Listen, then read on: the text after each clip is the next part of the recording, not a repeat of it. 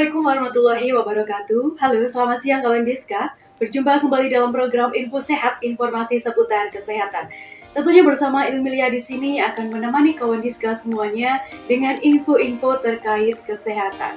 Dan di hari ini akan kita bahas salah satu topik kesehatan yang tentunya sangat penting sekali gitu ya, yakni tentang mengatur masa depan dengan rencana hidup. Akan kita bahas bersama narasumber yang telah hadir di studio kawan Diska. Ada besti-besti kita ya pada siang hari ini yang pakai putih abu-abu gitu ya. Aku juga pakai putih nih ya, berarti kita besti ya.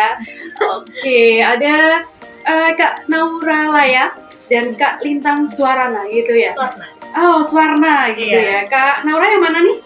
Saya Oke, dari SMA mana nih Kak? SMA Negeri Sekitaran Angkasa Jatim. Oke, Kak Naura gitu ya panggilannya. Oke, yang di sebelah sana ada Kak Lintang gitu ya. Dari mana nih Kak? Dari SMA Negeri 5 Madiun. Oke, dari SMA Negeri 5 Madiun. Oke, mungkin bisa disapa dulu kawan Diska yang telah join di IG Live kami. Hai. Oke, untuk kawan Diska semuanya yang telah join di IG Live kami, jika nantinya ada pertanyaan terkait materi yang akan kita bahas hari ini, bisa langsung ditulis di kolom komentar dan akan langsung dijawab oleh narasumber kita pada hari ini. Oke, kakak-kakak nih ya, hari ini kan akan kita bahas tentang mengatur masa depan dengan rencana hidup gitu ya. Mungkin bisa dijelaskan nih di awal, pengertian dari rencana hidup sendiri ini apa? Siapa yang mau jawab, Kak Lintang atau Kak Naura? Oke, jadi menurut aku sendiri ya, merencanakan masa depan itu adalah suatu gambaran kita nanti tentang apa yang kita gapai di masa depan. Nah, merencanakan itu cara-caranya kita untuk menggapai masa depan kita yang kita mau itu. Oke, jadi ada rencana gitu ya, Iya. ada goals yang mau dicapai. Betul. Gitu ya. Ada. Kalau dari Kak Naura sendiri?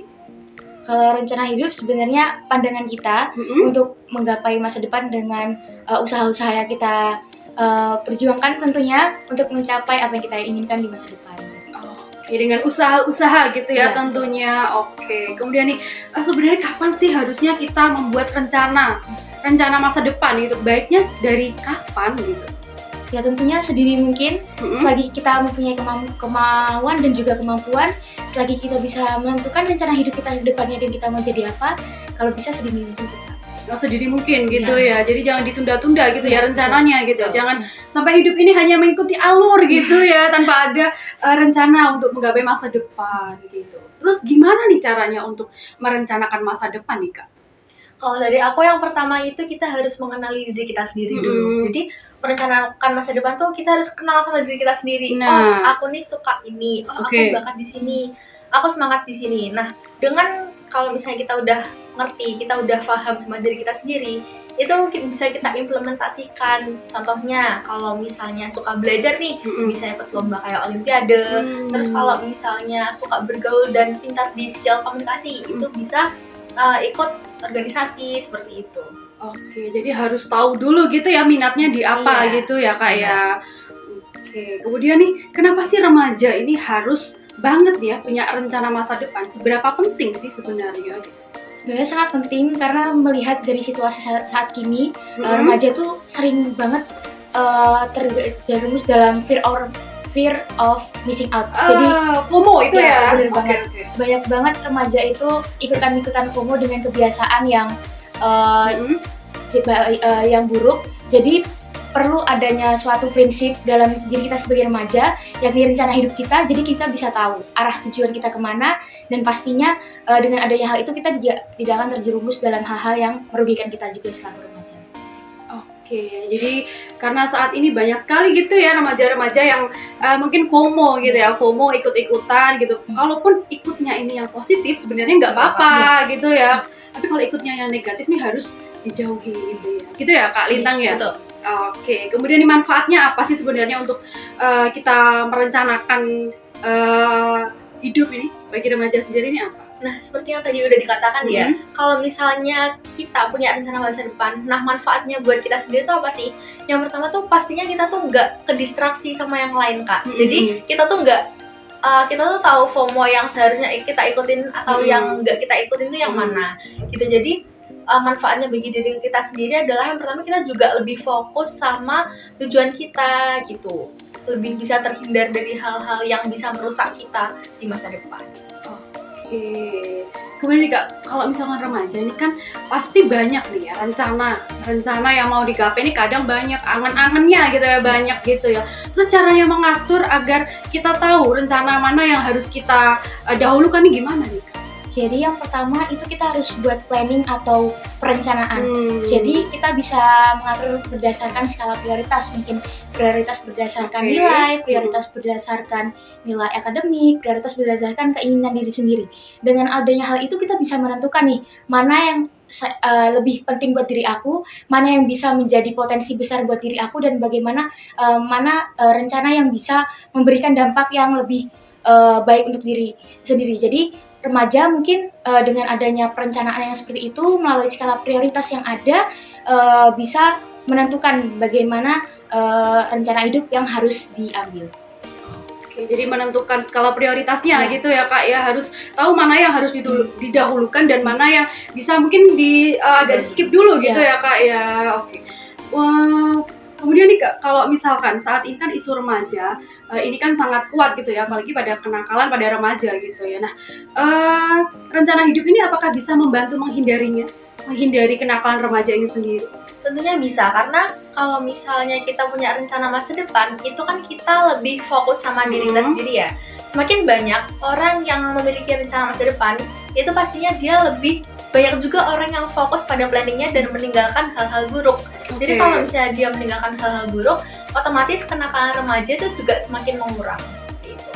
Jadi tetap fokus pada tujuan di awal gitu ya. Kemudian kalau misalkan peran dari orang tua ini apakah juga berperan penting untuk menentukan rencana masa depan gitu Kak? Tentunya sangat penting karena orang tua ini sebagai peer support dari anak itu sendiri, bisa memberikan fasilitas belajar, memberikan fasilitas berupa dukungan dan lain sebagainya. Dengan adanya hal itu, rencana hidup yang sudah direncanakan oleh seorang anak, seorang remaja ini bisa istilahnya kita sebagai remaja itu punya gambaran, oh ternyata orang tuaku support, berarti aku bisa deh untuk mencapai cita-citaku ini. Oke, jadi untuk rencana masa depan ini jangan dipikirkan sendiri gitu ya Kak ya. Jadi harus tetap dikonsultasikan, dimusyawarahkan dengan keluarga, apalagi dengan orang tua gitu ya. Jadi jangan mengambil sesuatu keputusan ini sendiri gitu ya. Tetap harus dimusyawarahkan dengan keluarga terdekat ya, terutama pada orang tua gitu. Oke, kemudian kalau peran dari teman sendiri gimana Kak? Nah, kalau peran dari teman sendiri itu kalau nih kan sering ya kita dengar kalau misalnya kita dekat sama orang yang baik itu kita juga akan betul. Iya, jadi tergantung teman juga nih. Kalau misalnya temannya suka hal-hal yang negatif, kalau misalnya kita temenan sama dia, untuk terjerumus ke hal negatif itu juga lebih besar. Jadi memilih teman itu juga penting ya di masa sekarang karena sudah dekat nih kita sama masa depan. Apalagi kalau misalnya udah SMA, itu waktunya udah dikit banget. Kan mesti bentar lagi lulus, terus habis lulus mau kuliah atau mau apa itu sangat-sangat harus dipikirkan seperti itu. Oke, berarti pintar-pintar juga mencari teman gitu ya, tapi jangan sampai pilih-pilih gitu ya. Berteman dengan siapapun, tapi harus tahu mana teman yang membawa dampak yang baik dan mana teman yang mungkin membawa dampak yang buruk gitu ya. Kalau bisa kita juga harus memberikan nasihat juga kepada teman kalau misalkan ada sesuatu hal yang sedikit melenceng harus dikasih tahu gitu ya Kak ya. Jadi jangan sampai ikut-ikutan gitu. Oke. Kemudian nih Kak, kalau misalkan rencana hidup ini kan pasti nantinya juga akan berubah gitu ya. Mungkin ada perubahan gitu. Lalu gimana sih caranya agar remaja ini tidak takut untuk gagal dengan rencana awal yang sudah dibuat gitu? Siapa nih yang mau jawab? Oke, jadi yang pertama kita sebagai remaja di era digital saat ini, kita sebagai remaja harus lebih adaptif, harus bisa menerima atas segala perubahan yang ada. Dengan cara apa? Mungkin dengan mengevaluasi diri, apa yang kurang dari diri sebelumnya. Setelah itu juga mulai belajar mencoba hal baru, mengembangkan passionnya yang mungkin tidak sesuai dengan angan-angannya, namun bisa kok itu diatasi dengan cara lebih adaptif lagi. Lebih adaptif lagi gitu ya. Jadi tetap harus mungkin menyediakan ruang ikhlas gitu ya pada dirinya gitu ya untuk apapun yang terjadi di masa depan, tapi tetap harus direncanakan gitu. Oke, kemudian nih Kak, kalau misalkan kita ada passion gitu ya, tetapi orang tua melarang gitu ya, ini gimana nih Kak? Menurut aku kalau misalnya merasa passionnya itu sangat menguntungkan di masa depan, gak apa-apa lakukan saja. Kalau misalnya urusan dengan orang tua itu tuh bisa dikomunikasikan dengan orang tua, tapi jangan yang kayak oh passionku di sini, orang tua aku nggak ngebolehin dan kamu tetap maju terus nih langsung gas gitu. Itu jangan teman-teman. Kita juga harus mendengarkan saran dari orang tua karena beberapa saran dari orang tua itu juga berguna. Walaupun menurut kita kan passionku nggak di situ, tapi kalau misalnya saran dari orang tua itu sangat berguna, itu tuh lebih bisa memudahkan kita juga untuk merencanakan ke depannya mau kayak gimana. Oke, jadi intinya harus komunikasi gitu Iya. ya. Kalau misalkan kita merasa memang ini baik untuk masa depan, mungkin bisa dikomunikasikan lebih dan orang tuanya juga harus terbuka gitu ya Betul. Kak ya. Oke, dengan apa yang diinginkan oleh anak. Gitu, oke. Kemudian nih Kak, tips untuk mengatur masa depan nih apa aja sih?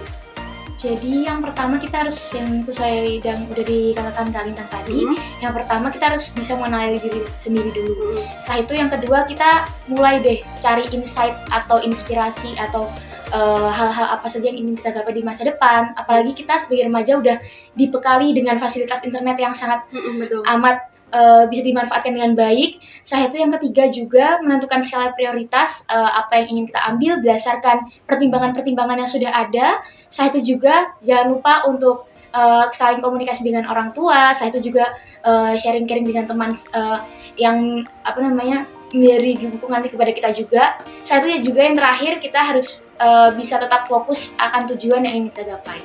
Oke, tetap fokus gitu ya Iya. dengan tujuan yang ingin dicapai gitu ya.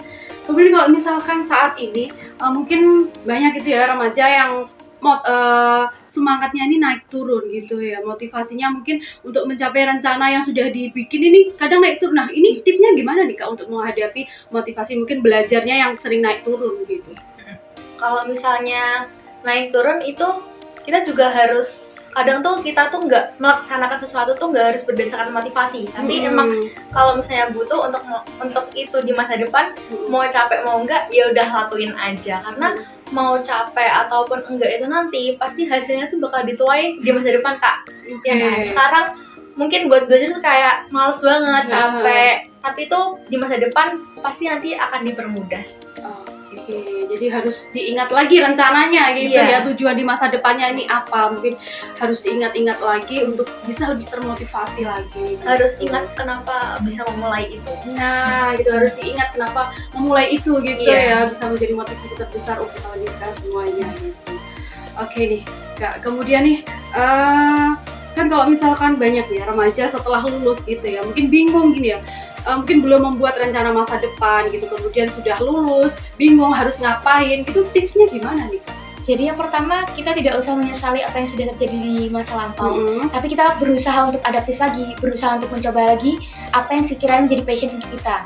Misal tadi sudah dikatakan, misal passionnya di seni, maka cobalah cari kesempatan-kesempatan di bidang seni yang insya Allah akan memberikan lapangan kerja untuk rekan-rekan semuanya yang masih kebingungan untuk mencari pekerjaan misal. Jadi untuk rencana hidup tidak perlu disesali, namun kita harus berani mencoba untuk mengevaluasi diri untuk jadi lebih baik dan menemukan jati diri kita di mana. Oke, karena masa remaja ini kan masa-masa untuk masih mencari jati diri gitu ya, kadang bingung harus melangkah kemana, mungkin disitulah rencana hidup yang akan berguna gitu ya. Jadi kalau misalkan masih bingung, masih berusaha untuk mencari jati dirinya, jangan sampai malah frustasi gitu ya Kak ya. Tetap harus semangat gitu untuk semuanya. Oke, kemudian tantangan terbesar nih bagi remaja saat ini dalam menyusun rencana hidupnya apa? Yang pertama tuh ini relate sih, itu males. Malas gitu ya. Karena malas. Terus yang kedua teman itu tadi. Jadi kalau misalnya kita bergabung di suatu tempat yang temannya bisa untuk diajak merencanakan masa depan itu enak ya, tapi yang jadi tantangan itu sekarang juga banyak kan teman-teman yang bukannya ngajak ke arah yang benar tapi malah ke arah yang salah, itu tantangannya. Terus yang ketiga mungkin di beberapa orang itu di faktor ekonominya seperti itu. Oke, jadi ada beberapa hal juga yang mempengaruhi gitu ya Kak ya, mungkin juga perbandingan sosial, tekanan orang tua ini juga berpengaruh juga gitu ya. Oke, kalau misalkan sekarang benar yang dikatakan Kak Naura tadi ya, kalau misalkan di era sekarang ini kan memang sosial media ini kan berpengaruh besar ya terhadap kepribadian seorang remaja gitu ya. Lalu gimana nih tanggapannya untuk sosial media nih? Caranya bersosial media yang baik dan benar nih seperti apa sih Kak? Jadi bisa dilihat banyak banget sekarang influencer-influencer yang mulai membagikan konten-konten positif tentang bagaimana cara kita improve untuk lebih baik lagi, bagaimana cara kita merencanakan hidup. Mulailah kita sebagai remaja mulailah sadar bahwa rencana hidup itu penting, masa depan itu penting. Maka mulai sekarang bukalah konten-konten yang memang mendukung kita untuk meraih masa depan ke depannya, karena kesempatan untuk kita mendapatkan informasi seperti itu sekarang tuh nggak terbatas. Kita bisa mengakses kapanpun, dimanapun. Jadi untuk rekan-rekan semuanya, untuk lebih bijaklah bersosial media, lebih bijaklah untuk menentukan masa depan kalian, apalagi fasilitas yang sudah ada tuh sangat melimpah sekali. Oke, jadi bijak dalam memilih konten yang dilihat gitu ya Kak ya. Kalau bisa memilih konten-konten yang bisa memotivasi untuk masa depan gitu ya. Kemudian kalau misalkan banyak nih Kak, kalau di sosial media ini kan banyak cyberbullying gitu ya. Ada banyak bully di kolom komentar atau banyak bully-bully di konten-konten. Ini tanggapannya gimana nih? Mungkin dari Kak Lintang ya. Kalau misalnya bullying itu bahaya ya, karena cyberbullying itu juga masuk ke track record juga nggak sih? Iya, betul. Iya. Jadi menurut aku, kita sebagai remaja itu ketika bermedia sosial itu lebih baik mencari konten-konten yang memotivasi seperti itu. Nggak perlu lah kita ikut-ikutan untuk men-cyberbullying, karena kalau misalnya kita ikut cyberbullying itu nanti track recordnya tuh bakal ada terus ya, nggak bisa hilang seperti itu. Oke, jadi tetap bijak gitu dalam bersosial media gitu ya. Hati-hati gitu ya. Kalau misalkan nih Kak di lingkungan sekitar nih ada bully gitu ya terhadap temannya sendiri, ini gimana nih Kak? Kalau dari Kakak sendiri harus hal awal yang harus dilakukan nih apa? Jadi peran kita selaku PR atau pusat informasi konselor remaja ini, kita yang pertama harus memperhatikan kondisi korban. Satu juga, selain memperhatikan kondisi korban, kita juga harus bisa memberikan wawasan kepada pembuli itu atas dasar apa sih pelaku ini membuli korban. Satu, kita juga bisa memberikan sosialisasi ke depannya kepada rekan-rekan kita, terlebih lagi di lingkungan sekitar. Satu juga, apabila pelakunya itu sudah mengarah ke ranah-ranah yang sudah dalam tanda kutip pidana, kita bisa meminta bantuan kepada pihak berwenang seperti Bapak Ibu guru konseling, saya itu pihak berwajib, dan mungkin Badan Perlindungan Anak dan lain sebagainya. Jadi pertolongan pada korban gitu ya. Kalau dari Kak Lintang sendiri gimana nih Kak untuk menghadapi saat ini mungkin isu remaja yang sangat kuat ini kan adalah bully gitu ya. Nah, bully itu sendiri bully itu terlakukan itu bisa aja yang jadi pelakunya ini tuh pernah jadi korban Kak. Oh gitu ya. Kita sebagai PR juga nih, kita tuh juga harus bisa mendengarkan dari dua sisi. Dan dari pelaku ini kita tuh juga harus bisa memvalidasi perasaannya, tapi kita nggak boleh memvalidasi apa yang dilakukan dia ke orang lain gitu. Jadi tetap istilahnya membantu mengobati korban sekaligus juga membantu memperbaiki pelaku seperti itu. Oke, jadi membantu gitu ya, jangan sampai menjauhi gitu ya, apalagi kita pura-pura nggak tahu gitu apa yang terjadi gitu, salah sekali gitu ya. Tadi disebutkan ada PR gitu ya. PR ini apa nih Kak? Organisasi atau apa, mungkin bisa dijelaskan? Iya benar banget, jadi PR ini adalah satu organisasi yang dinaungi oleh Forum Genre Kota Madiun. Jadi untuk teman-teman yang belum tahu, PR adalah Pusat Informasi Konseling Remaja. Jadi untuk rekan-rekan semuanya, remaja-remaja yang merasa nih ada suatu masalah atau mungkin bingung dalam merencanakan masa depan atau mungkin bingung dengan permasalahan di kehidupan sehari-hari, boleh banget kalian sharing-sharing dengan kita dari PR Kota Madiun. Oke, jadi suatu organisasi yang sangat positif gitu kegiatan-kegiatannya gitu ya. Mungkin bisa di-share nih Kak, apa aja kegiatan yang dilakukan di PR sendiri gitu. Nah, kalau di PR sendiri biasanya kita tuh ikut sosialisasi. Baru-baru aja kita ikut PSKS itu penyuluhan sebaya, konseling sebaya. Konseling sebaya. Iya, jadi kita ada sosialisasi tentang konseling sebaya. Di situ kita juga belajar nih gimana sih kita caranya menjadi konselor yang baik tuh kayak gimana, seperti itu. Lalu kita juga sharing-sharing materi-materi yang ada di forum genre, kayak contohnya 8 fungsi keluarga. Terus gimana sih caranya kita bisa terhindar dari narkoba, pernikahan dini, seks bebas, seperti itu. Oke, jadi banyak sekali kegiatannya gitu ya Kak ya. Nah, kalau misalkan mau ikut nih gimana nih Kak? caranya ini gimana? Misalkan aku mau ikut boleh nggak nih? Boleh. Oh, boleh. Enggak nih, umurnya berapa? Aduh, jangan ditanya ya, jangan ditanya Soalnya umurnya ya. Ada itu, tergantung umurnya. Jadi Oke, remaja ya? iya, batasnya Remaja. 24 tahun. Nggak bisa nih ya. Kalau misalnya belum 24, gitu. Oke. Kalau mau gabung di mana? Bisa dilihat dari sosial media Pick and Jendela Remaja Kota Madiun, dan kebetulan kita akhir-akhir ini baru menyelesaikan open rekrutmen dan pelantikan anggota baru dari PR Kota Madiun, Kak. Jadi buat teman-teman yang pengen gabung jangan khawatir, karena di tahun depan pasti ada kesempatan lagi untuk kalian remaja-remaja di Kota Madiun untuk bergabung bersama kami.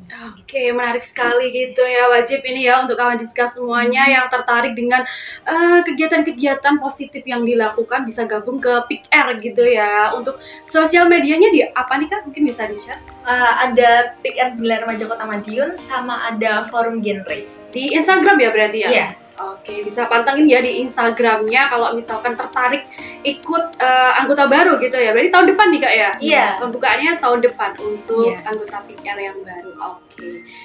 Kemudian nih Kak, untuk rencana hidup tadi. Mungkin bisa di-spill sedikit kalau rencana hidup dari Kak Naura dan Kak Lintang nih apa nih Kak gitu?